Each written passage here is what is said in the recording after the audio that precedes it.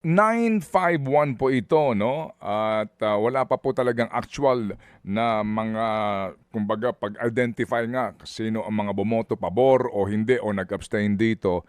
Kapag ho ganito na meron pa pong sinasabi nga na motion for reconsideration, can the appellant say na, meron pa naman kaming motion, huwag niyo namang arrestuhin in respect naman dito sa aming motion na ihahain. No, they they cannot use their own maneuver to stop the government when the Supreme Court itself has clearly declined from issuing them a TRO. Kung gusto sana ng Supreme Court na wala munang magpapatupad ng arrest warrant, pinagbigyan sana sila at nag-issue sana ng temporary restraining order, because that would have been the result of the temporary restraining order. Ngayon na hindi pinagbigyan, there is really nothing to stop the arrest warrant from being served and executed.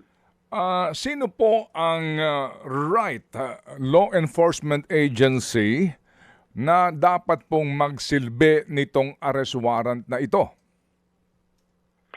Any law enforcement agency. So that means the Philippine National Police, that means the National Bureau of Investigation, that means the Criminal Investigation and Detection Group, and any other law enforcement agency. So, dito po kasi, noong if you recall, kung inyo pong nababalitaan nga, yung mga nagdaan na mga sinasabi ng kalihim ng DILG, hindi kami mag-enforce niyan kasi hintayin namin yung Interpol notice para gumaan na dito through Interpol, gaya ng ginawa kay dating Pangulong Duterte. Ang sinasabi nila, DOJ na yan o NBI. Ano ho ang inyong take doon, Father Dean? I don't know where John Victor Mulya is getting his idea that it has to pass by the Interpol. The directive that binds the Philippines to cooperate with the ICC is Article 127 of the Rome Statute, and there is no necessity for an arrest warrant issued by the ICC to pass through the Interpol. What we are obliged to do is to cooperate with the ICC in regard to cases filed at the time or investigated at the time na kumalas tayo sa ICC.